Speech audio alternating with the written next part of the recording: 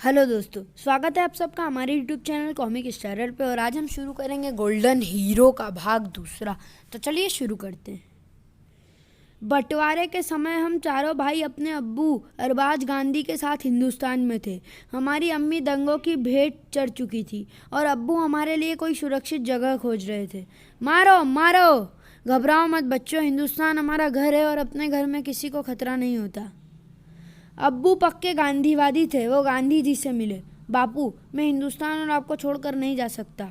अरबाज, हिंदुस्तान में जो चाहे वो रह सकता है। गांधी जी शांतिपूर्ण बंटवारा चाहते थे, पर ऐसा हो न सका। मुझे हो न सका। अरबाज, मेरे भाई, तू हिंदुस्तान छोड़कर चला जा। आज मैंने दंगाइयों को रोक लिया, हो सकता है कल ना रोक पाऊँ। हमने इसलिए लड़ी थी आज़ादी की जंग कि हमें अपने ही घर छोड़कर जाना पड़े। मुझे अपनी चिंता नहीं, तेरे और इन मासूम बच्चों की चिंता है। फिर ये तो सोच कि हम मिलकर अंग्रेज़ों से तो लड़ सकते थे, अब अपने ही भाइयों से कैसे लड़ेंगे। तू ठीक कहता है, मुझे दिल पर पत्थर रखकर यहाँ से जाना होगा। अब्बू अपने दिल पर पत्थर रखकर हमें लेकर पाकिस्तान आ गए, मगर उनका दिल हिंदुस्तान में ही रह गया। आज नहीं तो कल मैं हिंदुस्तान वापस ज़रूर जाऊँगा। जब तक वो पाकिस्तान में रहे, हिंदू और मुसलमान के भेद को मिटाने की कोशिश करते रहे। भाइयों, अल्लाह और ईश्वर एक है, हमें आपस में मिलकर रहना चाहिए। अरबाज, होश में आ, अब हम अलग हैं। दोनों कौमों का बंटवारा हो चुका है। गांधी जी ने बंटवारा शांति के लिए किया था, हिंसा के लिए नहीं।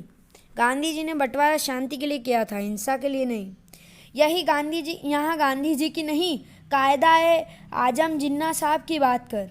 मैं कायदा-ए आजम साहब की कदर करता हूँ, पर गांधी जी के आदर्शों को भुला नहीं सकता। नहीं भुला सकता तो जा उन्हीं के पास। ये गद्दार है, मारो इसे। आह, अब इस गद्दार के लिए यहाँ कोई जगह नहीं है, मारो मारो। वो दिन अब्बू की ज़िंदगी का आखिरी दिन था। हिंदू और मुसलमानों के बीच की खाई को भरने में वो कामयाब न हो सके। अब्बू मुझे अकरम कहते थे। उन्होंने मुझसे कहा, बेटा अकरम, तुम अपने भाइयों को लेकर हिंदुस्तान चले जाना, और याद रखना, हिंदू और मुसलमान भाई भाई हैं, सिर्फ नामों का ही फ़र्क है। गांधी जी के आदर्शों पर चलना और सबको प्यार बांटना। अब्बू की आखिरी नसीहत को मैंने अपने दिल पर रख लिया था। अब्बू, अकरम जब तक जिएगा इंसान और इंसान में फ़र्क नहीं समझेगा, सबको प्यार बांटेगा। मैं अपने भाइयों को लेकर मुंबई चला आया। अपने भाइयों की परवरिश को मैंने अपना मकसद बना लिया। मैं शरीर से मजबूत था, मुझे जो भी काम मिलता उसे आसानी से कर लेता। शुरू से ही मुझे कसरत का शौक़ था। उसी शौक़ को मैंने कमाई का साधन बना लिया। ये नौजवान कमाल की कुश्ती लड़ता है। तुमने सूरमा को पछाड़ कर कमाल कर दिया नौजवान, ये लो इनाम। मैं ये जान चुका था कि तंदुरुस्ती सबसे बड़ी नियामत है, इसलिए अपने भाइयों को भी मजबूत बनाने में लग गया। तंदुरुस्त शरीर में ही एक तंदुरुस्त दिमाग रहता है, इसलिए सेहत के प्रति कभी लापरवाही मत करना। मेरे 3 भाई मेरी कही बात को पत्थर पर खींची लकीर मानते थे। उसी दिन से वो अपनी सेहत पर ध्यान देने लगे। हल्दी, धनिया व काली ने अपने रुझान के हिसाब से अपनी राहें चुन ली थी। मेरी शिक्षा तो ना हो सकी, पर मेरे तीनों भाइयों ने पूरी मेहनत से पढ़ाई की। चलो अब दूध पीकर सो जाओ, रात के 2 बज चुके हैं। मुझे याद है वो दिन जब हल्दी ने मुझसे कहा था, भैया आप हमारे माँ बाप दोनों का हक अदा कर रहे हैं, आप शादी क्यों नहीं कर लेते। कर लूँगा शादी, पर उस दिन जिस दिन तुम्हारे और देश के प्रति मेरी जिम्मेदारियाँ पूरी हो जाए। वो जिम्मेदारियाँ कभी पूरी होने वाली नहीं थी, और ये बात मेरे तीनों भाई भी समझ चुके थे। और उन तीनों ने उस दिन फैसला किया, भाईजान आप हमारे खुदा हैं, हम आपको छू कर कसम खाते हैं, हम कभी अपना घर नहीं बसाएंगे। ये देश ही हमारा परिवार होगा, जिसके प्रति हम हर जिम्मेदारी को पूरी ईमानदारी से निभाएंगे। सन 1971 में एक बार फिर हिंदू और मुसलमानों के विवादों ने जोर पकड़ लिया। अकरम गांधी, हिंदू और मुसलमानों में जंग छिड़ चुकी है। तू और तेरे भाई हिंदुओं का साथ देंगे या मुसलमान का। तू और तेरे भाई हिंदुओं का साथ देंगे या मुसलमान का। हम इंसानियत का साथ देंगे। अब्बू कहते थे हिंदू और मुसलमान भाई भाई हैं, ईश्वर और अल्लाह एक हैं, फ़र्क सिर्फ नामों का है। मैंने फैसला किया, नामों के इस फ़र्क को मिटा दूंगा। मैं तुम्हारा मतलब नहीं समझा। मतलब अभी समझ जाता हूँ। मैं और मेरे भाई गांधी जी की प्रतिमा के नीचे वचन लेते हैं, आज से हम न हिंदू रहेंगे न मुसलमान, सिर्फ इंसान रहेंगे। आज से मेरा नाम अकरम नहीं अदरक गांधी होगा। मेरा नाम धानिया नहीं धनिया गांधी होगा। मेरा नाम हलीम की जगह हल्दी गांधी होगा। और मेरा नाम अब करीम नहीं काली मिर्च यानी काली गांधी होगा। और इस तरह हम चारों भाई न हिंदू रहे न मुसलमान, सिर्फ इंसान बन गए।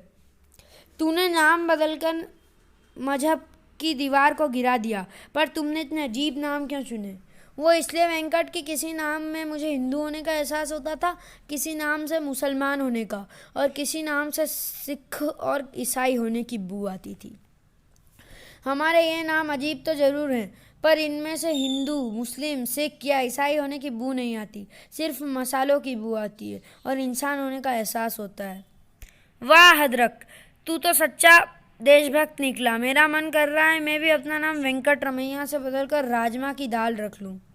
राजमा मुझे बिल्कुल पसंद नहीं है। फिर शुरू हो गए तुम दोनों। देवी सिंह को इंतजार था डोगा की पुकार का। अब हर रात मुझे डोगा के सिग्नल का इंतजार करना होगा और उसकी मदद के लिए तैयार रहना होगा। देवी चाचा मेरे सिग्नल का इंतजार कर रहे होंगे और मैं सिग्नल नहीं भेजूंगा और ज़रूर भेजूंगा। उस बुढ़े को मौत का सिग्नल भेजूंगा मैं। वो फ्यूल बल्ब खुद को बीते जमाने का सुपर हीरो कहता है, ठक ठक ठक।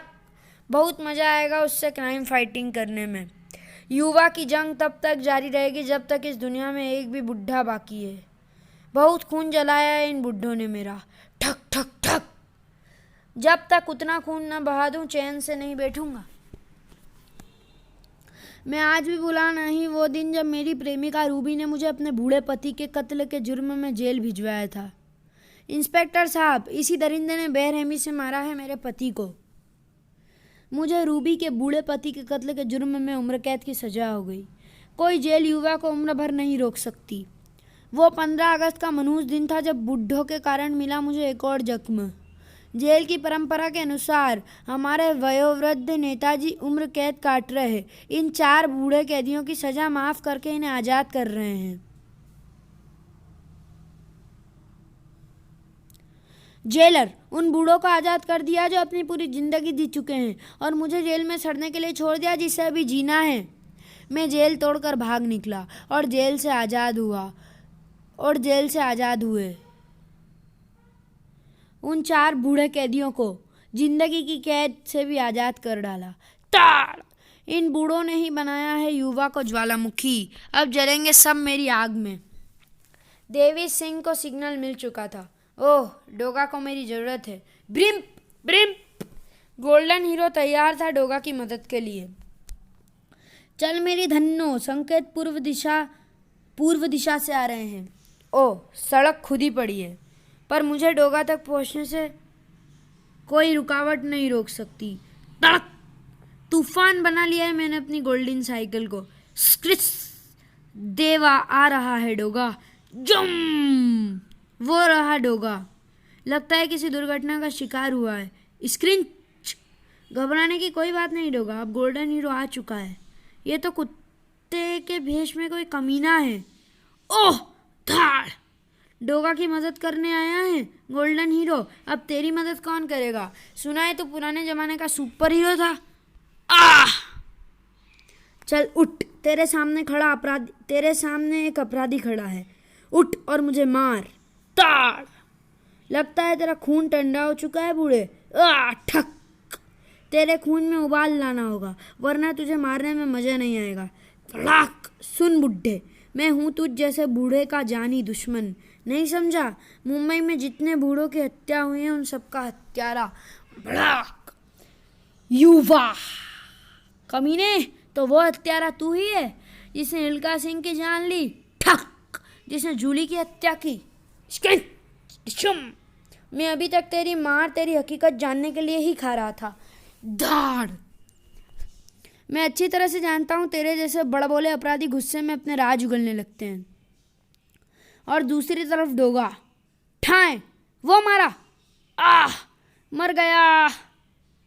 खूनी हत्यारे, तू डोगा से बचकर नहीं भाग सकता। बच गया। टनाक! अरे, मैं भी बच गया। मेरा जबड़ा टूट गया। होली है। जिसे मैं पिस्टल समझ रहा था वो तो पिचकारी निकली। छोड़ मुझे। नहीं छोड़ूंगा, पहले मुझसे होली खेल।